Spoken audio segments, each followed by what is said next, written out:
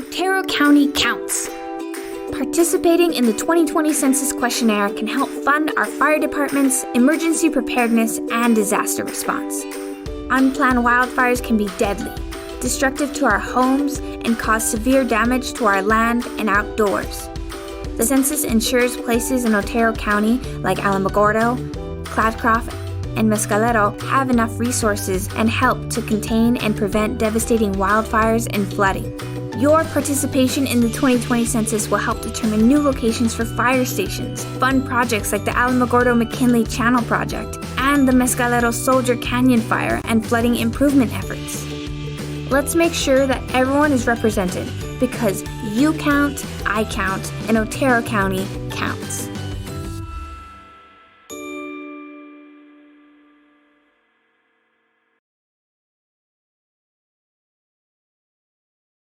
El condado de Otero cuenta.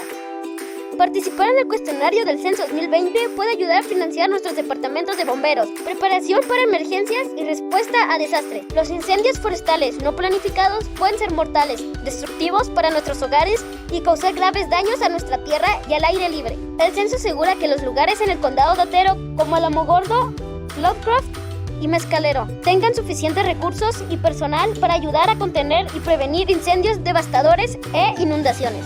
Su participación en el Censo 2020 ayudará a determinar nuevas ubicaciones para las estaciones de bomberos y financiar el proyecto del canal McKinley de Alamogordo y el proyecto de mejoras de recursos para combatir inundaciones e incendios en el Soldier Canyon en Mescalero.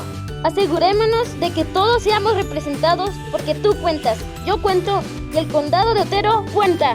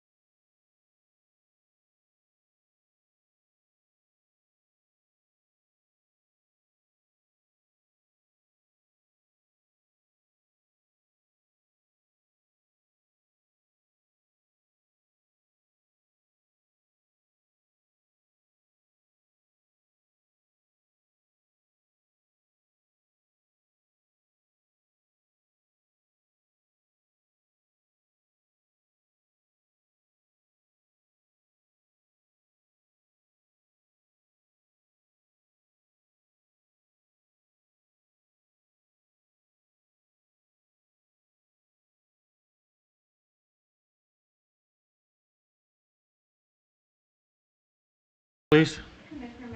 Here. Here. Here. Could I get approval of the agenda? I'll make a motion to approve the agenda. Second. All in favor, say aye. Aye. Aye. All right, on the new business, request for approval of resolution number 3-27-20/108-56, declaring the state of emergency for Otero County due to the COVID-19 whatever that word is. The pandemic. Yeah. All right, we have any discussion on that? Matt? Matt Clark, Director of Emergency Services. This is to bring us in line with the rest of the state. They've asked that we start declaring the emergencies really before they start hitting our counties. Some have declared that already have the COVID-19 cases. Others are declaring ahead. What it does is it'll help the state with more counties declaring, open up the federal funding to seek reimbursement for supplies that are short. It'll help us get some of those supplies as well, not quickly, but it'll through their supply chain. We are able to get some supplies locally, but it is limited. But the big thing for this resolution is to really open up the funding stream So I saw for something, after the disaster. I saw something online too that Harbor Freight was offering their whatever PPE products they've got. Correct. And Gerald Champion has already reached out to Harbor Freight. Okay. So the funding then, by declaring a state of emergency, the funding would go to the state to help the state pay for supplies, or would it come to the counties? It comes to the counties, but what it does when you have more states, or more counties, excuse me, declaring that emergency, when the state goes to declare their disaster with FEMA, it makes it stronger, because it is going to affect more of the state than just Albuquerque, Santa Fe areas. Right. From what I've been seeing and reading and hearing is we're pretty much on the tail end of the declaring. The city already has, a lot of the other counties have already Correct. went through all of this. So we're kind of just following the same pace as what.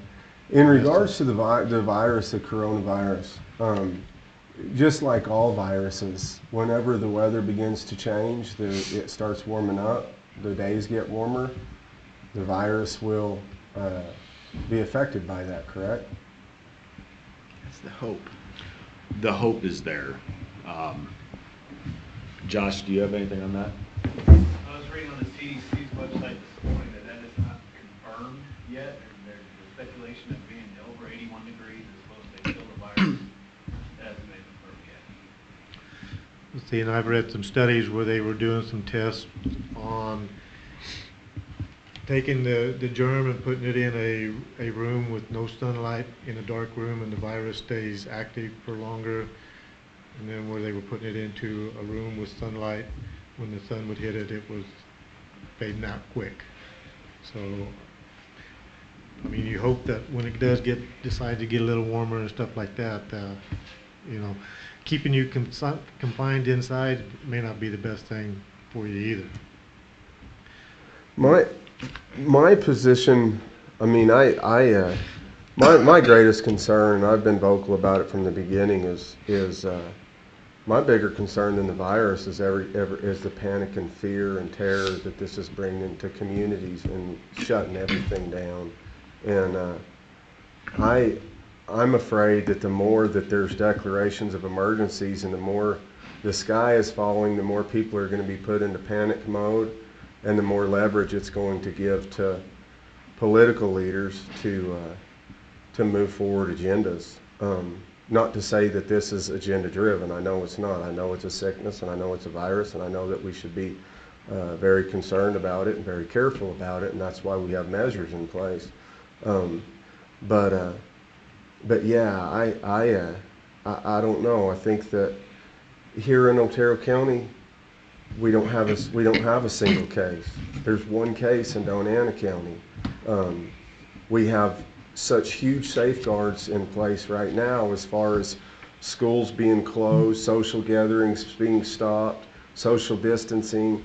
I don't know how we could put more safeguards in place right now without confining everybody to their house and not allowing them to leave. So I think that we've done above and beyond, I believe, as far as containment, as far as our precautions, and we are a county, thank God, that's not as affected as so many. You know, you look at New York, you look at the populated areas, and especially the colder, more damp regions of the United States, that virus is going to be living longer. And there's only so much money in the kitty as far as the federal government is concerned, and I don't understand how they're going to cash the checks that they're promising on writing on this last bill, this $2 trillion that they're spending. If this was something that was going to bring us money to support our small businesses or support the people of Otero County affected by the shutdown, I'd be all in favor of it.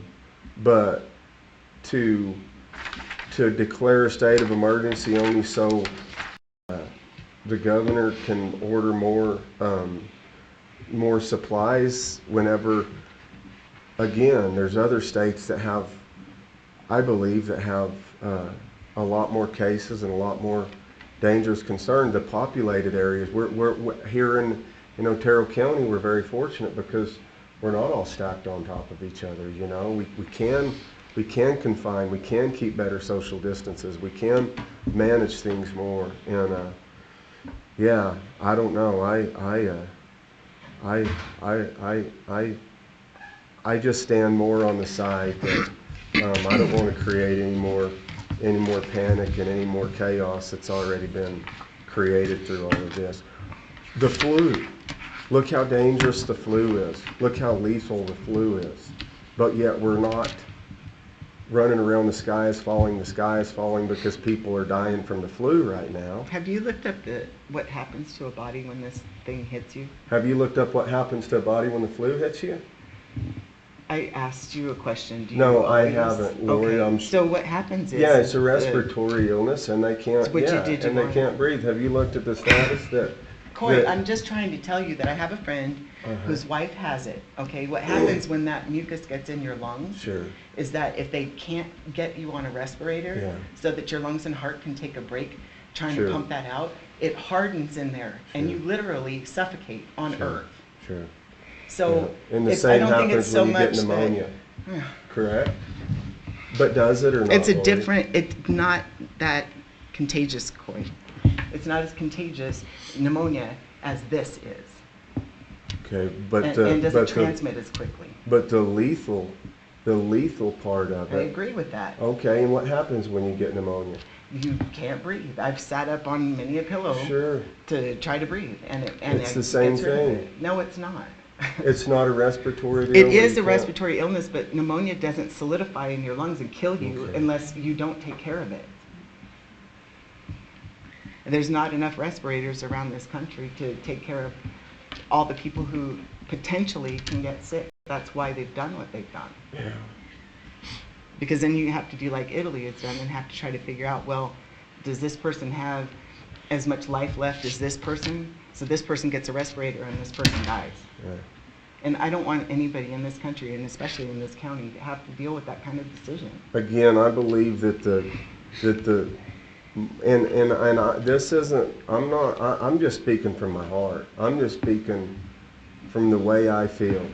And I feel that the panic from COVID-19 is going to be much more impactful than the actual virus itself. And by declaring states of emergency, all that does is further the panic and further the terror of it. I wish our leadership would be bringing more of a calming message and more of an encouraging message and more of a message that we're going to get through this. Just be careful and cautious and calm.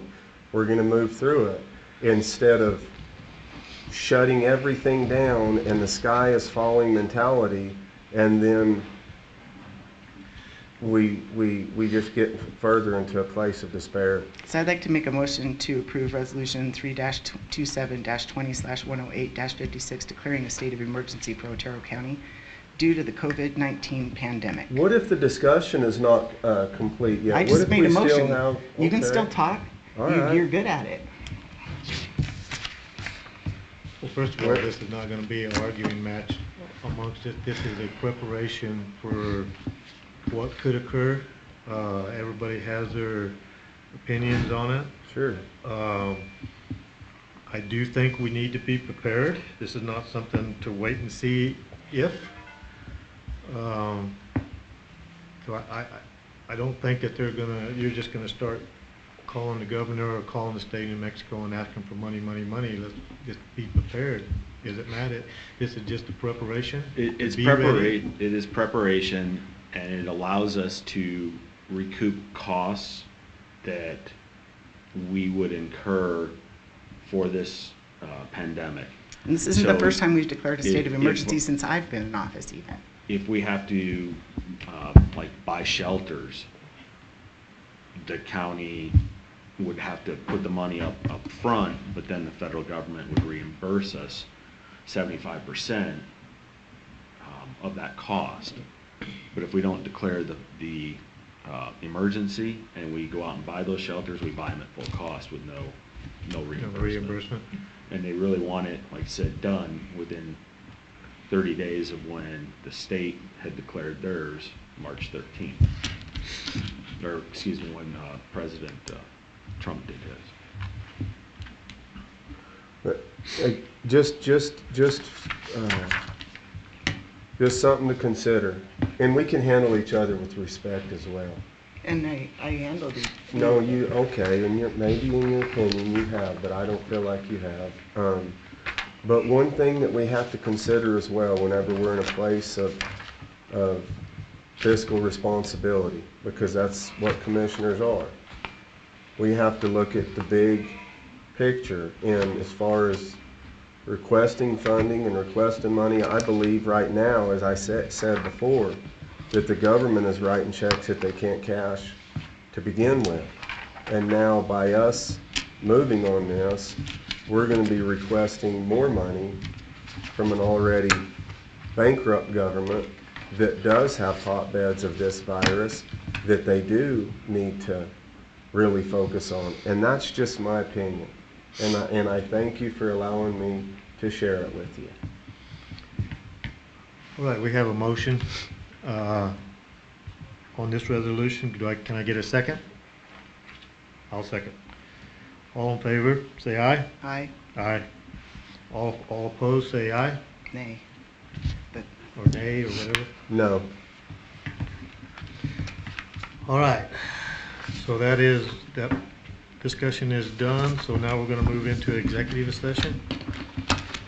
Thank you, Matt. Welcome.